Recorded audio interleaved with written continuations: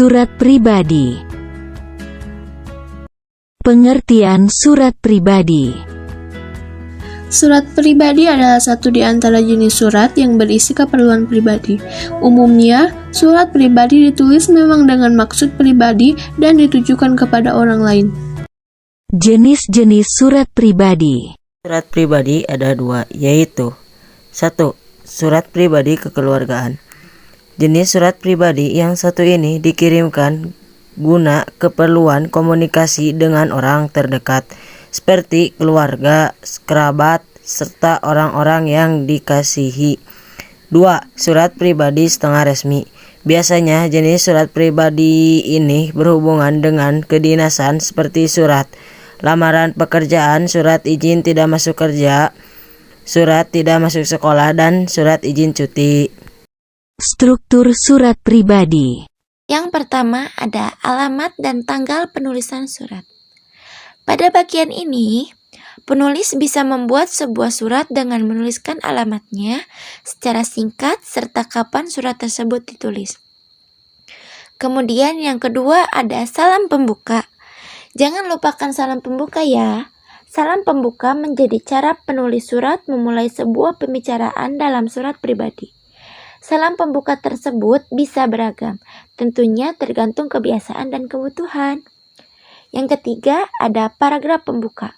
Setelah salam pembuka, aspek penting yang harus ada di surat pribadi ialah paragraf pembuka. Biasanya dalam paragraf yang pertama akan terdiri dari pertanyaan mengenai pesan-pesan penerima surat.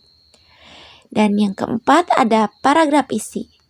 Pada bagian isi, biasanya berupa wadah di mana penulis surat pribadi dapat menyampaikan keluh kesah dan menuangkan berbagai hal yang ingin disampaikan ke penerima surat. Dengan kata lain, bagian isi akan menjadi inti dari surat tersebut. Dan yang terakhir ada paragraf penutup. Lalu setelah bagian isi sudah dibuat, jangan lupa untuk membuat bagian paragraf penutup. Paragraf tersebut bertujuan untuk mengakhiri atau menutup surat pribadi yang dibuat. Ciri-ciri surat pribadi. Ciri-ciri surat pribadi yaitu surat pribadi tak dilengkapi dengan kepala surat atau kop surat.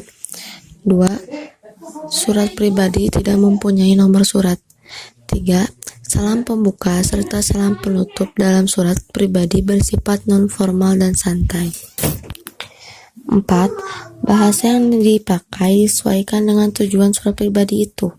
Memakai bahasa baku kalau sifatnya bersifat resmi, serta menggunakan bahasa tidak baku kalau sifatnya tidak resmi. 5. Format surat pribadi biasanya lebih bebas. Fungsi surat pribadi. Fungsi surat pribadi terbagi menjadi 4, yaitu 1. Untuk mengekspresikan diri. Surat pribadi biasanya dipakai untuk keperluan personal dan sering dipakai untuk mengungkapkan perasaan seseorang. 2. Menjadi wakil penulis. Surat pribadi berfungsi sebagai wakil penulis surat. Surat pribadi mewakili penulis surat guna berkomunikasi dengan pihak lain.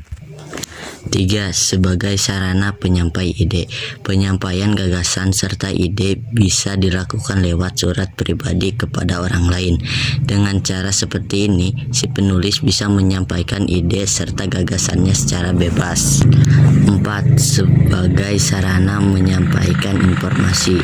Mengingat surat pribadi bisa ditulis dengan bahasa yang tidak baku, maka surat pribadi bisa menjadi satu di antara sarana dalam penyampaian informasi terbaru yang memang ingin dibagikan kepada kerabat dekat.